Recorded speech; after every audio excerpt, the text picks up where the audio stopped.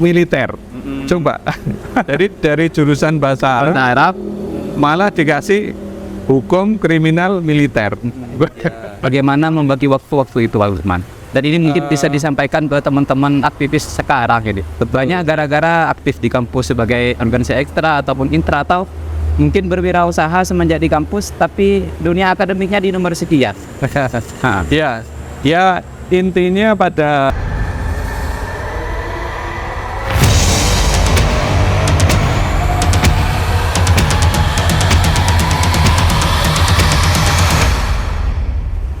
Assalamualaikum warahmatullahi ta'ala wabarakatuh.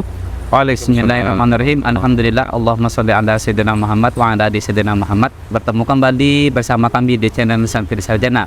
Bagi Anda yang baru tonton, jangan lupa like, subscribe, dan komen. Jika konten ini bermanfaat, jangan lupa juga share agar bisa memberikan inspirasi dan manfaat lebih banyak kepada orang lain. Alhamdulillah teman-teman, di kesempatan kali ini kita kedatangan bintang tamu yang sangat spesial sekali, salah satu tokoh besar yang ada di Kabupaten Probolinggo. Mungkin sebagian teman-teman sudah banyak yang tahu karena beliau ini adalah multi talenta ya. Di samping aktivis akademik sebagai seorang dosen, juga sebagai ketua KPU di Kabupaten Probolinggo. Ternyata beliau ini juga adalah seorang pengusaha ataupun bisnis yang ada di Kabupaten Probolinggo. Beliau bernama Bapak Dr. Lukman Hakim MPDI. Assalamualaikum. Waalaikumsalam. Sehat Pak Lukman ya? Alhamdulillah sehat. Sering disapa Cak apa Bapak ini? Biasanya teman-teman Bebas lah. bebas ya? Bang boleh. Bang boleh ya? Bang aja. Berarti kan masih muda ini. Lebih akrab ya. Tapi yang jelas teman-teman, kalau beliau sebagai dosen di salah satu universitas di Probolinggo, tepatnya di Universitas Nurul Jadid, tentunya karena beliau sebagai dosen dan doktor, lebih akrab di Bapak dengan Bapak ya. Boleh. Mungkin di teman-teman KPU sering disapa Bang Lukman mungkin. Ya begitulah. Jadi pertama-tama kita sangat terima kasih sekali nih Pak Lukman ya, sudah memberikan waktu. Kita di sini akan bincang santai, nanti jawabnya mengalir saja. Nah, silakan mengetahui Bapak Lukman ini dari 0 sampai Z mungkin ya. Karena beliau sebagai tokoh di Kabupaten Probolinggo, kita hanya mengetahui jadinya saja. Tapi hari ini kita akan bincang-bincang santai dengan beliau, ingin tahu proses bagaimana sampai menjadi orang spesial seperti Bapak Lukman ini. Lepas tuntas sudah gitu. Pertama-tama ini Pak Lukman, kita ingin tahu dulu dari latar belakang keluarga dan pendidikan masa kini. Lukman ini dari keluarganya asal dari mana, sama saudara, serta pendidikan dini dulu kayak apa Pak Lukman? Oke. Baik, terima kasih. Saya menyapa pemirsa dulu ya. Pemirsa Santri Channel, sampai jumpa juga ini dengan saya akhirnya bisa hadir di channel ini. Terima kasih atas kesempatannya yang luar biasa. Kalau ditanya tadi Mas Hasan ya terkait pendidikan, latar belakang keluarga, kemudian juga dari usia dini ya. Begini pemirsa, dan mungkin kalau pemirsa channel Santri Sarjana yang hafal juga dan mengikuti channel KPU ya, Bromo Podcast. Nah, saya sering menyapanya dengan bahasa kepada tempat pemilik begitu ya. Biasanya begitu. Nah, tapi kalau di forum ini bebas ya. Bisa teman pemilih ya. Nah, saya awali cerita saya. Jadi masa kecil saya itu banyak dihabiskan di Blitar. Jadi saya kelahiran Kabupaten Blitar. Jadi mulai masa kecil sampai SMA, nah, itu semuanya saya kenyap di Kabupaten Blitar. Nah, saya merupakan anak pertama dari 3 bersaudara yang laki-laki semua. Kebetulan orang tua saya sudah almarhum semua. Almarhum ayah saya namanya Pak Abidin, Haji Abidin ya. Kemudian ibu saya almarhumah Hajah Isbandiah. Nah, kebetulan beliau juga keluarga pendidik ya. Jadi ayah saya guru, ibu saya juga guru ya. Dan mungkin itu yang kemudian menurun ke saya sehingga juga menjadi pendidik, sehingga saya sampai sekarang statusnya juga menjadi dosen tetap di Universitas Nurul Jadid. Nah, hanya saja karena sekarang diberi amanah sebagai ketua KPU, maka saya sekarang statusnya adalah cuti. Namun tetap tentu program-program di KPU bisa saya sinergikan dengan dunia pendidikan utama kampus. Jadi banyak seringkali kita tetap berinteraksi dengan kampus. Nah, singkat cerita, kalau saya pendidikannya dulu ya mulai TK ya pasti ya. TK-nya di kampung saya. Kampungnya Mungil, karena kampung itu kampung namanya Desa Jeding ya. Desa Jeding ya. Desa Jeding. Kalau di bahasa Madura kan jeding itu kan ya, kamar mandi ya. Ya. Tapi Blitar kan budayanya Jawa Mas ya. Jawa ya. Jadi singkat cerita, dulu itu ceritanya ada yang menemukan Desa Jeding itu ketika babat alas ya. Itu tidak ditemukan masjid, tidak ditemukan apa. Yang pertama kali ditemukan jeding. Gitu ya. Jadi makanya kemudian desa tersebut dinamakan Desa Jeding. Desa Jeding. Nah, kemudian Desa Jeding ini merupakan desa terkecil di Kecamatan Sananbulat, Kabupaten Blitar. Kebetulan desanya paling ujung timur, berbatasan dengan wilayah Kota Madya ya. Jadi kalau dari desa saya itu menuju makam Bung Karno itu sangat dekat, hanya 10 menit ya, hanya 10 menit sampai. Nah, kemudian dari TK saya menghabiskan waktu di SD Jeding juga itu, kemudian ke MTS atau Sanawiyah ya. Dulu Sanawiyah Bendo ya, Bendo itu udah masuk Kota Madya, jadi saya tuh dekat sekali ya. Nah, dari MTS ini kemudian saya mencoba, karena di Blitar itu ada satu SMA yang favorit ya, SMA Negeri 1 Blitar. Memang di sana ini ya sangat kompetitifnya luar biasa. Tapi saya mencoba, karena alhamdulillah dulu ketika di MTS itu terakhir saya juara 3, ranking 3 lah. Ranking 3 ya di ranking MTS. 3 di MTS itu, sehingga kayaknya mungkin bisa lah ke ada peluang ya, ada peluang ke SMA 1 Blitar, SMA favorit. SMA-nya Pak mantan Wapres kita dulu, Pak Budiono, masih ingat? Oh, alumni sana. Ya. Mantap. Pak Budiono itu.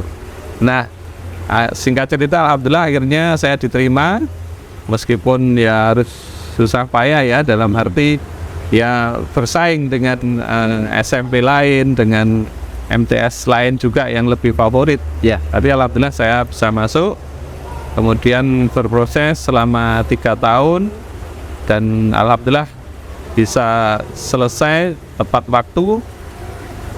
Dan alhamdulillah kita kuliah pun melalui jalur jalur prestasi. Jalur prestasi ya. Dulu apa istilahnya ya kalau jalur prestasi itu ya? Bidding mungkin PMDK. Oh, PMDK. PMDK.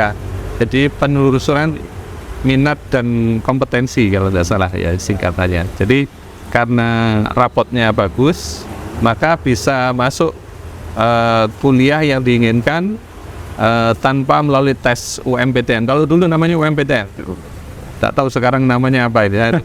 Lupa, lama yang ngikuti ya. Ya. Jadi itu sekilas gambaran pendidikan diri saya ya. Nah, nanti yang di kampus juga akan lebih panjang lagi tadi ceritanya. Pak Lukman, kalau boleh tahu, tadi kan Pak Lukman ini dilahirkan dan hidup di keluarga pendidikan. Ya. Bapak almarhum sama Ibu almarhumah kan seorang pendidik semua. Ya. Kira-kira pendidikan apa yang diterapkan oleh kedua orang tua Pak Lukman di keluarga waktu itu? Di samping sekolah formal kan tentunya pendidikan yang utama adalah keluarga, Pak. Ya. Ya. Jadi saya sangat ingat betul apa yang disampaikan, apa yang diajarkan oleh orang tua saya, terutama ibu ini kan memang menjadi guru agama. Jadi beliau menjadi guru agama dan PNS di salah satu SD Mdogrit, SD Mdogrit 6, saya masih ingat itu ya. SD-nya ini letaknya dekat TMP, Taman Makam Pahlawan yang ada di Kota Blitar. Ya. Beliau ini karena guru agama, sehingga kesehariannya setiap harinya kan juga muatan pendidikan muatan ilmu yang beliau sampaikan kan juga itu ya. Apalagi beliau guru agama di SD, jadi untuk pendidikan ke anak sangat pas gitu ya. Jadi pada intinya beliau mengajarkan sebisa mungkin kita bisa memberi manfaat ke orang lain, jangan sampai tergantung ke orang lain, jangan sampai merugikan orang lain atau merepotkan orang lain minimal gitu. Jadi kata-kata itu selalu teringat di saya, dan ternyata kan juga kita kaitkan dengan ayat dalam Al-Quran kan bagus, sangat pas ya. Dimana apa itu khairun nas anfa'uhum linnas. Nah, jadi itulah yang kemudian saya pegang terus, kemudian sampai saya juga melatih terus kemandirian saya. Alhamdulillah saya ini dulu dari SD ya, mulai kelas 1 sampai kelas 6 itu langganan ranking 1. Alhamdulillah. Langganan ranking 1. Berarti termasuk rajin ya belajarnya ya? Ya kurang tahu ya, katanya orang tuh yo maklum ini anaknya guru gitu kan. Padahal ya belum tentu juga, mungkin anaknya guru juga banyak juga yang mungkin rankingnya nggak sebagus seperti biasanya ya. Tapi dia nggak tahu, mungkin karena pendidikan orang tua tadi yang disiplin, kemudian latar belakang juga guru pendidik, maka saya alhamdulillah ya itu tadi kelas 1 sampai 6 ya, ranking 1 terus bahkan di kelas 6 itu saya pernah dilombakan untuk lomba ini mengarang tingkat kecamatan, dan saya waktu itu alhamdulillah juara 3 ya, bukan juara 1 tapi lumayan ya, juara 3 kecamatan kan, bukan sedesa. Iya. Nah itu juga kemudian menginspirasi saya ternyata ya, menginspirasi. Nanti saya akan cerita lagi di mungkin di dunia kerja saya nanti ya. Nah dari situ kemudian apa yang saya peroleh di SD tadi juga membawa inspirasi di tingkat sanawiyah. Bahkan sampai akhirnya saya bisa ranking 3 besar di sanawiyah se-MTS itu gitu ya. Artinya meskipun dari SD di desa yang terpencil, tapi tidak kalah lah bersaing dengan teman-teman yang banyak dari kota itu ya. Itu jadi apa yang ditanamkan oleh ayah dan ibu saya almarhum dan almarhumah ini luar biasa. Terutama juga ini pendidikan ngajinya ya. Kalau dulu pendidikan diniyah ya, betul. Dulu ada madrasah diniyah yang dekat dengan rumah saya. Berarti Pak Lukman juga sekolah diniyah sore harinya ya? Ya, sore hari madrasah diniyah di musola dekat saya. Kemudian menginjak sanawiyah itu saya kemudian malam untuk ngaji ya. Di sana itu ada namanya Tarbiyatul Mubalighin ya. Itu sekolah apa itu, Pak? Itu ya seperti pondok sebenarnya, tapi ngajinya malam saja. Jadi ada pengasuhnya, ada ustadznya, Tarbiyatul Mubalighin namanya itu. Jadi saya banyak menimba ilmu di situ. Di sana mempelajari ya banyak kitab-kitab tuh ya, Fathul Muqin ya kan. Apa itu? Misalnya kitab Nahwu mungkin ada, Pak Lukman? Nahwunya ada ya. Mulai Jurumiyah sampai Alfiyah. Sampai Alfiyah. Iya. Berarti walaupun tidak menetap di pondok katakanlah mungkin waktu itu ya, tapi Pak Lukman sudah banyak belajar kitab kuning di. Iya, alhamdulillah. Termasuk ininya hadisnya apa itu yang Arba'in Nawawi mungkin. Arba'in Nawawi. Terus kemudian nah ini sampai Alfiyah ini. Sayang cuma saya Alfiyah itu masih menghafalkan di bagian awal aja. Tapi sempat hafal berapa bait itu? Aduh. Sekarang lupa ya. Tapi kan orangnya rendah asing ya, teman itu ya. Jadi alhamdulillah teman-teman, ternyata ada 2 pelajaran yang mungkin bisa menginspirasi kita. Yang pertama, bahwa pendidikan keluarga itu tidak kalah penting dengan pendidikan formal. Betul. Sejauh kita menimba ilmu, belajar di pendidikan formal, yang tak kalah penting adalah pendidikan keluarga. Betul. Di lingkungan Pak Lukman sendiri ternyata beliau dididik betul-betul ketat melalui tangan kanan dan keteladanan kedua orang tua. Yang pertama, di tengah kemajuan teknologi mungkin pada waktu itu, pendidikan pada waktu itu masa Pak Lukman, ternyata beliau masih menyempatkan diri untuk belajar tentang agama Islam. Ya, baik sekolah diniyah ataupun sekolah apa tadi itu? di tarbiyah ya, tarbiyatul mubalighin. Tarbiyatul mubalighin ya. Ya semacam pondok tapi khusus malam saja. Malam. Tidak menetap berarti ya, Pak menetap. Lukman? Ya. Ternyata Pak Lukman ini seorang aktivis dan pengurus KPU sudah menguasai ilmu nahu mungkin sama ilmu-ilmu yang lain di dalam dunia kitab kuning. Sangat menarik sekali ya. Mungkin ini jarang kita ketahui dari sosok Pak Lukman, ternyata juga bisa baca kitab kuning mungkin Pak Lukman. Sedikit ya, karena kebetulan alhamdulillah Mas, saya S1 saya bahasa Arab. Oh, VBA ya. S1 saya bahasa Arab, pendidikan bahasa Arab. Bisa dilanjut mungkin pengalaman ketika menimba ilmu di universitas. Nah, oke. Ya. Jadi tadi saya lanjutkan ya, setelah di SMA itu saya kan sempat bingung milih jurusan ini apa kira-kira. Kebetulan kalau ibu kan guru PAI gitu ya. Kalau ayah saya ini guru umum, tetapi mengajarnya di MI. Jadi masih ada rumputnya agama lah gitu ya. Kalau boleh tahu SMA-nya jurusan apa tuh Pak? Kalau di SMA saya ngambil IPS karena memang saya agak alergi dengan dunia hitung eksak gitu ya. Jadi akhirnya saya dulu IPS. Tapi alhamdulillah prestasinya lumayan sehingga bisa PMDK tadi ya. Nah, salah satu yang saya tuju itu ya apa caranya saya pengen tetap di dunia pendidikan, kemudian tetap saya berpijak pada prestasi yang ada di ketika saya SMA. Nah, ketika buka-buka rapot itu Mas, ya, itu yang paling banyak nilainya 9 itu PAI saya, pendidikan agama ya, pendidikan agama. Waduh lah, PAI berarti saya simpulkan saya menonjol di sini. Gitu punya potensi di sana ya. Potensi, terus tapi saya pengen di kampus universitas umum, cuma yang ada agamanya apa ya kira-kira. Nah, saya akhirnya cari-cari referensi, kemudian ketemulah jurusan PBA, Pendidikan Bahasa Arab Sastra UM. Nah, jadi kemudian saya selidiki, ternyata di situ muncul juga di PMDK itu, jadi bisa bisa daftar di situ lewat jalur PMDK. Tapi waktu itu ya ini aja iseng-iseng aja lah. Bismillah ya. Saya waktu itu sudah ikut kelas privat untuk supaya ikut UMPTN, namanya UMPTN waktu itu. Jadi kalau saya PMDK-nya tidak lulus, maka saya ikut UMPTN-nya gitu kan. Nah, ternyata saya di tengah-tengah les privat itu ternyata lulus PMDK-nya. Habis itu udah tinggal aja ini les privatnya. Jadi nggak ngomong gurunya, keluar aja begitu. Karena sudah keterima. Sementara teman-teman yang lain ini kan masih bimbang kuliah di mana itu. Alhamdulillah saya diterima di S1 Pendidikan Bahasa Arab UM. Nah, disitulah kemudian saya berinteraksi dengan banyak orang, banyak tokoh ya. Termasuk salah satunya yang menginspirasi saya ada namanya Ustadz Muhajir Effendi. Beliau adalah kakak kandung MH Ainun Najib, kakak kandungnya. Dan kebetulan beliau aktivis HMI, dulu pernah menjadi ketua cabang Yogyakarta. Jadi beliau lulusan UIN Jogja.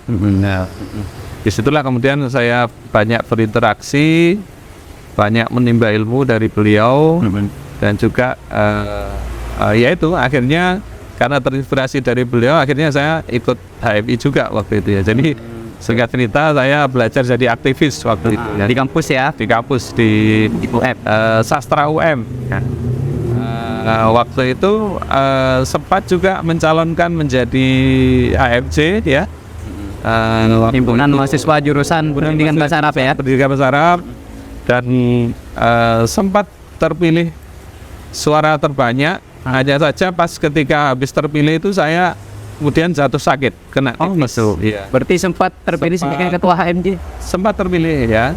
Cuma akhirnya karena saya sakit tipes, saya akhirnya berinisiatif sudah biar suara terbanyak yang kedua yang menjabat sebagai ketua, saya khawatir nanti tidak bisa maksimal ketika menjabat menjadi ketua HMJ. Nah, akhirnya beliau menjadi ketua HMJ, saya kemudian menjadi wakil ketuanya. Dengan sukarela ya, memberikan jabatan kepada orang lain. Tak masalah, tapi akhirnya tapi saya tetap terus ya kemudian berikutnya menjadi kapit penalaran di BEMFA Sastra. Jadi kapit, malah yang ketua MC-nya jadi anak buah saya. Gitu. Nah kemudian saya berlanjut terus sampai kemudian di BEM UM ya. Jadi dari HFC, BEMFA sampai BEM. Di BEM ini saya, nah waktu itu pengalaman pertama saya menjadi sekretaris KPU Pemilu Raya. Nah ini, inilah yang titik balik ya. Ini menjadi titik awal karir saya di KPU. Pernah jadi KPU di UM dulu ya. Ngurusi pemilihan BEM ya. Pemilihan BEM. Jadi yang mengurusi siapa yang akan duduk menjadi presiden mahasiswa lah kan dia sebagai presma ya. Waktu itu Pak Lukman sebagai apa? Sekretarisnya. Sekretaris. Namanya dulu apa ya? Pemira namanya, Pemilu Raya gitu. Pemilu Raya BEM UM nah begitu. Nah, singkat cerita, nah karena saya sebagai sekretaris kan di situ ada SK rektornya ya. Dan itu sampai sekarang saya simpan itu, masih ada. Berarti dianggap hal yang sangat spesial itu. Iya, karena SK itulah yang kemudian saya daftarkan menjadi salah satu berkas di saya ketika daftar KPU ini di Probolinggo ya. Di Probolinggo yang kemudian mungkin salah satu itu menjadi pertimbangan ya. Berarti akhirnya sampai akhirnya saya terpilih menjadi ketua KPU. Nah ini ya, mungkin itu ya titik awalnya dari situ ya. Jadi saya simpat betul itu SK itu. Mungkin ini asibatnya jadi jimat ya. Iya. Nah, jadi itu di S1 Pendidikan Bahasa Arab. Kemudian sampai tadi ya pengalaman keorganisasian. Kemudian juga sampai kemudian saya istilahnya dulu berazam begitu ya. Saya harus melanjutkan pendidikan saya. Tadi ke S2 Meskipun dalam kondisi yang terus terang kalau latar belakang keluarga karena ayah dan ibu hanya seorang guru. Waktu itu udah wanti-wanti, wis aku mampuni awakmu kurus sampai sarjana saja. S1 ya. S1 saja. Wis setelah itu terserah kamu mau lanjut atau enggak, wis jelas bapak ibu nggak bisa membiayai lagi karena masih ada adik dua. Waktu itu pendidikannya ya hampir berbareng karena cuma terpaut 2 tahun. Gitu. Jadi saya masuk S1, adik saya yang paling kecil masuk SMA kira-kira begitu ya. Adik saya yang nomor 2 waktu itu pendidikan taruna. Jadi ya cukup banyak mengeluarkan biaya. Tapi ya pada akhirnya adik saya yang kedua ini kena sakit tipes yang akut sampai almarhum juga, sampai meninggal. Masih usia 22 tahun, jadi masih perjaka. Tapi ya itu sudah dipanggil sama Allah. Dan ya akhirnya tinggal 2 orang, saya tinggal 2 bersaudara sampai sekarang ya. Sampai sekarang. Jadi kalau saya pulang ke Blitar, pulang kampung ya cuma nemu adik saya itu. Karena bapak ibu sudah tidak ada, ya tinggal adik saya satu-satunya. Itu singkat cerita kalau di S1 ya. Jalur S1. Ada yang menarik, nanti kita lanjut kisah sama inspirasi beliau di kampus dan menjadi seorang aktivis setelah pesan-pesan berikut. Nanti ada.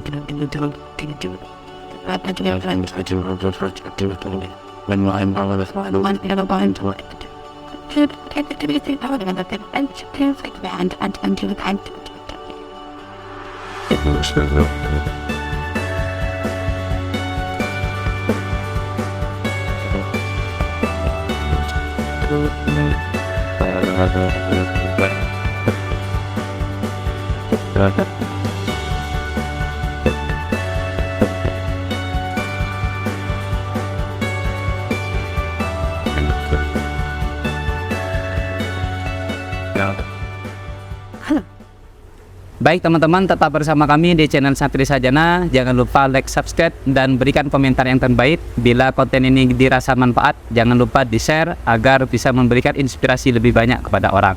Lanjut, kita akan berdiskusi bersama bintang tamu kita, seorang tokoh pendidik dan seorang pengurus KPU di Kabupaten Probolinggo. Tadi sempat cerita sedikit tentang HMI mungkin Pak Lukman. Iya. Nah mungkin sekilas teman-teman pemirsa atau penonton belum tahu apa itu HMI mungkin Pak. Iya. Pemirsa channel Santri Sarjani ya. Jadi saya waktu itu kuliah ya di jurusan bahasa Arab itu sebenarnya ya berangkat dari ini tadi kekaguman saya pada salah satu dosen saya, Pak Fuad Effendi, yang beliau juga kakak kandung MH Ainun Najib. Beliau juga baru saja almarhum. Kita doakan semoga beliau tenang di alam baka sana dan semua dosa-dosanya diampuni. Amin. Beliau sangat intens ya komunikasi dengan saya, dan bahkan sampai saya lulus di pendidikan bahasa Arab itu saya diminta langsung oleh beliau, "Wis, kamu ikut saya aja. Saya punya satu yayasan yang ini harus diurus ini. Namanya YB3, Yayasan Bina Budaya Bangsa, namanya yayasan itu." Di Jogja itu? Bukan di Malang. Oh, di mana? Dia merintis satu yayasan itu, dan dia yayasan tersebut bergerak di pendidikan juga. Jadi program dari YB3 itu salah satunya menyumbang buku dalam jumlah banyak ke lembaga-lembaga pendidikan di Malang yang membutuhkan. Ya. Jadi sampai pada waktu itu saya ini diajak untuk belanja buku banyak ya. Kemudian disumbangkan ke lembaga-lembaga pendidikan yang membutuhkan, terutama ya buku-buku tentang ini pendidikan agama Islam, dan ada juga banyak bahasa Arab di situ ya. Nah, singkat cerita saya kagum, beliau kok banyak channelnya, banyak jejaringnya, terus tanya-tanya, dan bahkan beliau cerita sendiri ternyata beliau aktivis HMI gitu ya. HMI itu adalah himpunan mahasiswa Islam ya, di mana salah satu tokohnya yang paling diidolakan banyak orang tuh salah satunya Cak Nur ya, Cak Nur Khalis Majid itu yang Majid. Karya bukunya luar biasa. Apalagi Cak Nur ini juga dari Jogja ya. Jadi bisa dibilang beliau ini, Pak Fuad Effendi ini sering interaksi komunikasi dengan Cak Nur. Nah, sehingga saya mencoba ini juga ya, ngambil hikmah dari mungkin wasilah-wasilah ilmu yang beliau terima dari Cak Nur bisa disampaikan ke Pak Lukman waktu itu ya. Betul. Nah, nanti cerita ini panjang, nanti saya juga akan bahkan sampai nanti ketika saya pas kerja ya, itu juga bisa sampai ketemu dengan ibunda istrinya Cak Nur ya, di kediaman beliau langsung ya. Itu bahkan sampai membawa ke sana. Nanti saya cerita ya. Bahkan berarti seperti keluarga ya. Iya, itulah. Jadi himpunan organisasi bukan hanya di aktivis kegiatan kemahasiswaan. Betul. Jadi sampai pada membawa saya ke tokoh idola cendekiawan yang saya idolakan, Cak Nur ya. Sampai ke rumah beliau langsung dan ketemu dengan istri beliau, karena waktu itu beliaunya sudah almarhum ya, Cak Nur. Nah, jadi itulah yang kenapa kemudian saya memilih di HMI atau Himpunan Mahasiswa Islam sebagai salah satu himpunan yang kemudian menurut saya banyak memberikan saya ilmu, kemudian juga pengalaman ya, di mana keberanian, mungkin salah satunya ya, keberanian bicara di depan public speaking ya. Public speaking itu saya dapatkan di HMI. Kemudian juga tata cara misalnya persidangan itu diajarkan di sana di HMI ya. Dan di kampus kan tidak diajarkan itu ya. Betul. Tidak diajarkan. Apalagi di dunia akademik kan nggak ada materinya persidangan. Apalagi dulu waktu LK ya, latihan kader itu ada. Kalau boleh tahu LK-nya pertama di mana Pak Dokter? Saya LK pertama di Malang ya, karena memang saya cabang Malang. Jadi waktu itu LK-nya saya di Batu, di Fakultas Sastra itu. Nah, salah satu yang mengajarkan saya waktu LK, kalau tidak salah ini ketua KPU Kota Probolinggo ini, Mas Putri. Seniornya Pak Lukman ini ya. Saya itu ya. Sama-sama jadi pengurus KPU ya. Saya ada KPU sekarang. Bahkan saya punya junior saya Ya. yang saya LK itu ya. Namanya Mas Arbayanto itu. Itu dia yang LK saya. Panitianya saya, kemudian saya juga yang ngisi materi LK. Nah, sekarang jadi anggota KPU Provinsi Jawa Timur. Jadi malah jadi atasan saya. Jadi Nasibnya beda. junior saya malah posisinya lebih, tapi tidak apa-apa, sama-sama bersumbang sih untuk Republik ini ya, untuk kemajuan demokrasi di Indonesia ya. Nah, jadi itu singkat cerita kenapa saya kemudian memilih HMI. Dan waktu di HMI memang ya namanya di kampus ya. Banyak juga bersinggungan dengan istilahnya dulu OMEK ya, organisasi mahasiswa ekstra kampus gitu ya. Nah, OMEK lain misalnya ada PMI yang juga besar ya, kemudian GMNI ya, kemudian juga dulu ada KAMI itu ya, Kesatuan Aksi Mahasiswa Muslim Indonesia gitu ya. Jadi kita sering berinteraksi ya, sering ini juga ya, bahkan berkompetisi juga dalam posisi-posisi tertentu, misalnya ketika proses pencalonan ketua HMJ tadi itu juga kita bersaing. Tapi itulah dinamika ya, menarik itu memperkaya wawasan, memperkaya pengalaman kita juga bagaimana dalam berkompetisi ya, bagaimana mengatur strategi juga itu kan. Nah, disitulah yang kemudian mematangkan ya pengalaman dan wawasan saya di dunia akademisi dan dunia aktivis tentunya. Pak Lukman dulu sampai jabatannya di PPI sebagai apa? Di HMI ya? Ya, di HMI ya.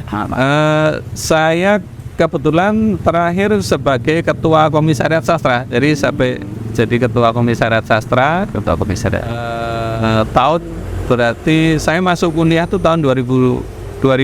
Kemudian mungkin aktif-aktifnya di HMI itu ya berarti tahun 2002-2004 lah.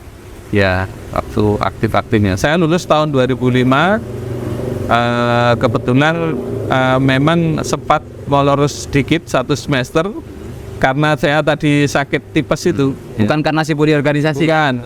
Jadi saya ingin membantah itu ya, bahwa aktivis itu wah ini pasti jadi ini pasti panjang nanti kuliahnya kehidupannya di kampus ya. Kan ada sampai semester 14 nih. Ada sampai begitu, tapi saya patahkan. Bahkan waktu itu sebenarnya saya tidak molor. Kalau saya tidak sakit tipes, insya Allah saya bisa lulus tepat waktu. Karena ternyata teman-teman pun banyak yang molor 1 semester akhirnya. Jadi bukan sendirian. Jadi bukan sendirian. Tidak ada yang lulus pas berapa semester ya? 8 semester ya kalau anunya. Jadi banyak yang molor sehingga sampai 9 semester. Akhirnya wisudanya pun berbarengan dengan teman-temannya. Jadi nggak ada masalah bagi, artinya justru saya ini sebenarnya tepat waktu. Nah gitu. Udurnya udur syar'inya Pak Lukman. Udur syar'i.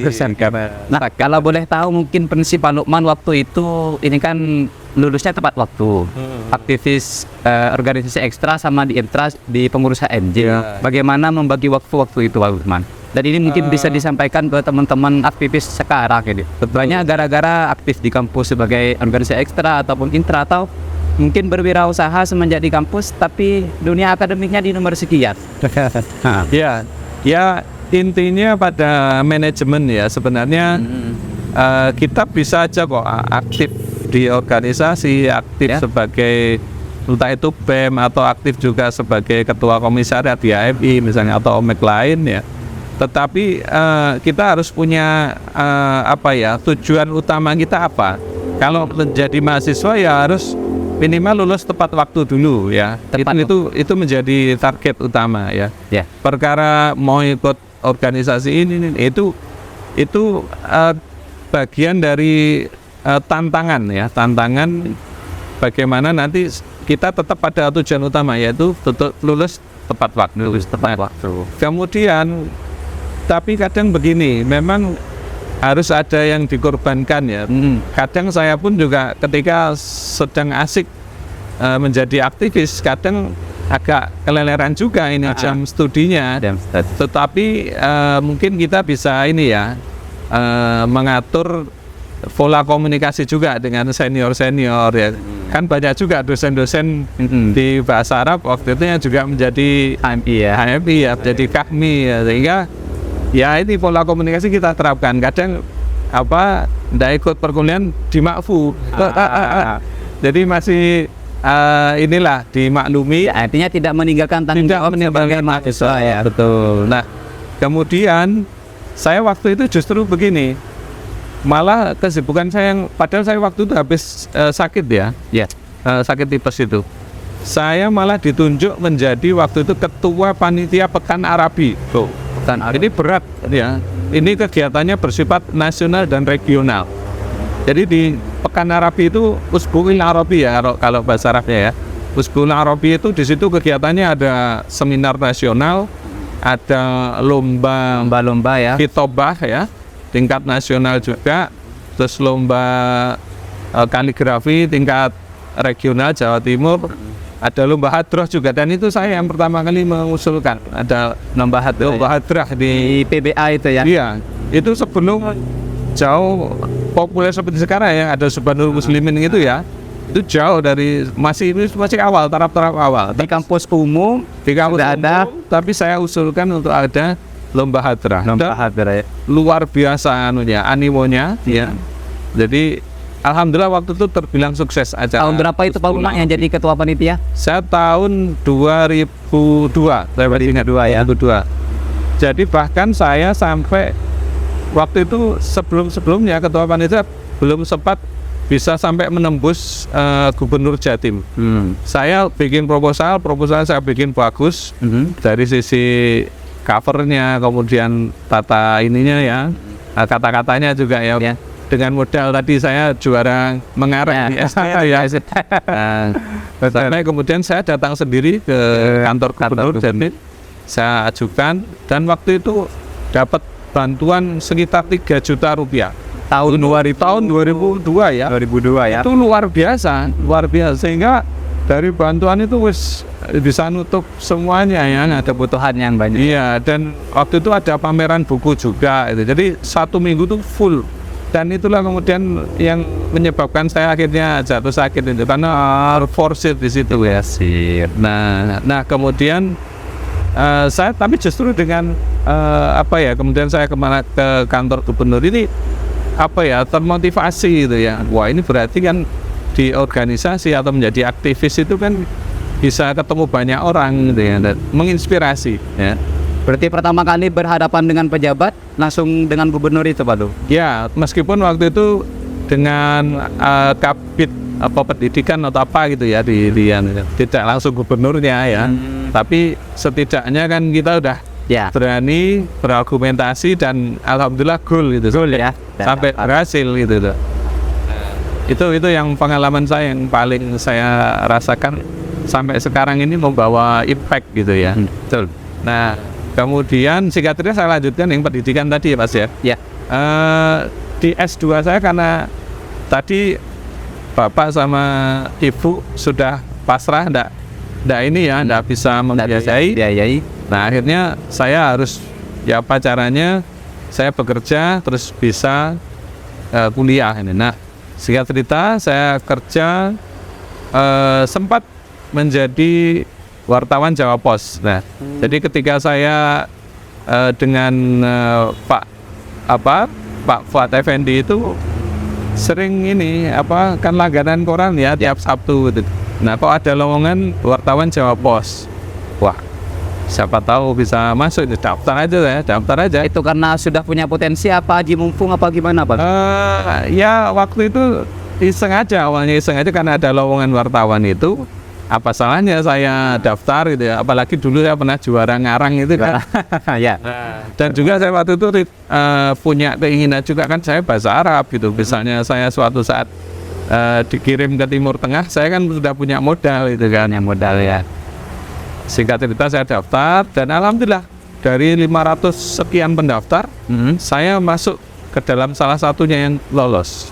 Waktu itu yang diterima hanya 9 orang. 9 orang. Luar biasa kan? 9 orang. Dan dari 9 ini kemudian dibagi-bagi kan, saya udah masuk itu ya, dibagi-bagi tugasnya apa saja lah. Kayaknya Jawa Pos ini bingung ya. Saya ini jurusannya bahasa Arab. Bahasa Arab. Mau dimasukkan ekonomi tidak cocok ya. Ya. Dimasukkan ke mungkin berita olahraga juga tidak cocok juga ya. Akhirnya apa? Ya. Ya tambah tidak cocok juga ini. Saya akhirnya dimasukkan di berita ini malah darderdor itu. Jadi hukum, kriminal, dan militer. Coba. Jadi dari jurusan bahasa Arab, Bahasa Arab. malah dikasih hukum, kriminal, militer. Gimana Ini kesannya? bagi saya- Kesannya Pak Lukman? Waduh, ini tidak salah pilih ini dari direktur ini kok menentukan saya di ini. Tapi ya, udah tidak apa-apa ya dibilang. Itu seniormu itu juga lulusan UIN, bu, lah. Iya, saya tanya ternyata ada senior yang lulusan UIN juga dan di kriminal juga. Di Masya kriminal. Allah, ini. Wah, ini bagi saya tantangan luar biasa. Jadi bukan menganggap itu bumerang ya Pak Lukman ya? Ya, ya, Sebagai tantangan dan tantangan. Dan dimana kalau kita menerima tantangan, justru di situ adalah ada chance namanya peluang baru. Nah, ini penting karena ternyata di situ saya bisa ketemu dengan misalnya Panglima TNI AL, bisa ketemu dengan Kapolres Tabes Surabaya misalnya waktu itu. Banyak tokoh-tokoh penting yang bisa saya temui ya, baik di militer maupun di Polri ya. Nah, sehingga disitulah yang kemudian tambah mematangkan saya ya, mematangkan saya menjadi seorang jurnalis sekaligus mengasah pengalaman aktivis saya dulu gitu loh ya, lebih luas lagi ya. lebih luas lagi ya. Dan bagaimana karena ini kita di dunia kriminal ya, bagaimana menghadapi ya orang-orang kriminal itu enggak? Jadi sampai suatu saat waktu itu saya diharuskan untuk mewawancarai pencuri misalnya gitu kan. Nah, kan tidak mungkin kalau saya mewawancari, perkenalkan Pak, saya dari dengan formal lah ya. Formal enggak mungkin bisa ya. Jadi waktu itu yang saya ambil ya, saya berpura-pura menjadi seorang ini juga sebagai kasat reskrim begitu. Jadi, saya bentak-bentak dulu gitu. Nah, dia baru ngaku terus ceritakan kronologisnya. Nah, itu pengalaman yang Ya. apa ya, agak langka tapi ini membawa efek yang luar biasa di sejarah karir saya. Berarti seorang sarjana S1 lulusan pendidikan bahasa Arab bisa menjadi seorang wartawan ya. Betul. Bahkan di dunia kriminal yang bukan basicnya Pak Lukman. Ini mungkin mirip dengan ceritanya Mbak Najwa Shihab ini kan. Betul, dan keluarga kan tidak ada yang berpikir untuk saya ini jadi seorang jurnalis, tidak ada. Tapi ya itu tadi pesan Bapak Ibu saya, yang penting beliau sudah mengantarkan saya jadi S1. Selanjutnya udah terserah saya, terserah Anda kan begitu. Jadi sebetulnya kan dunia kampus itu tidak menjamin kita akan jadi apa di masa depan. Tergantung kita mau melihat peluang itu apa gitu ya Pak Lukman ya. Alhamdulillah karena saya ambil peluang itu, dan memang di Jawa Pos kan waktu itu media besar ya, itu ya, terbesar, media koran terbesar se-Jawa Timur ya. Ya otomatis ya dari sisi salary juga lumayan. Alhamdulillah. Bahkan waktu itu wawancara itu saya ditanya, kamu pengen gaji berapa? Waduh, padahal saya sebelumnya hanya jadi guru yang honorer itu. Gaji saya cuma 150.000 tahun itu ya. Terus ditanya, kamu minta gaji berapa? Bingung, waktu itu saya anggap ya 1.300.000 itu udah besarnya luar biasa. Saya bilang waktu itu 1.300.000 cukup bagi saya. Ternyata nggak kurang ini, terus bilang gitu. Sampai ditawar. Ya. Dan ternyata memang gajinya di atas itu, bahkan di atas 2 juta itu. Atas tahun 2005 ya. Saya kan lulus 2005. Ikut Pak Fuad itu kira-kira 2 tahun. 2007 saya di Jawa Pos itu. Karena sudah dapat gaji di atas 2 juta. Iya, karena ingin S2 tadi, terus punya keinginan besar ya melanjutkan studinya, dan pengen ya punya gaji yang besar lah. Nah, jadi singkat cerita, karena saya digaji sebegitu, langsung bisa beli motor ya kan. Alhamdulillah. Terus bisa nyambangi teman-teman di kampus. Nah, ini singkat cerita itu. Terus bisa pamer sedikit lah ya. Biasa baru lihat terus. Nah gitu. Tapi pamer yang positif ya, dalam arti supaya teman-teman banyak yang belum lulus termotivasi, termasuk teman aktivis saya tuh belum lulus waktu itu. Ya tak motivasi, ayo kita lulus, nah gitu kan. Nah singkat cerita, ketika saya main ke kampus itulah kemudian kenal dengan mantan pacar saya yang sekarang jadi istri saya. Oh, LBK berarti itu. Ya begitulah. Jadi tidak pernah ketemu waktu kuliah, tapi ternyata dikenalkan ketika saya udah lulus kuliah, terus dia mau lulus gitu ya. Nah, singkat cerita itulah kemudian yang juga menginspirasi saya, istri saya itu. Ya. Beliau dari keluarga pendidik juga, rumahnya di Ucor Kulon ya. Oh, di sini ya, Pakuniran ya. Di Pakuniran ya, dan itulah yang kemudian membawa saya ke Probolinggo ini kan. Jadi singkat cerita saya ini ikut istri ya. Ada wasilah ya. Ada wasilahnya. Nah, kemudian nyonya ini begini syaratnya, boleh menikahi orang tuanya ini.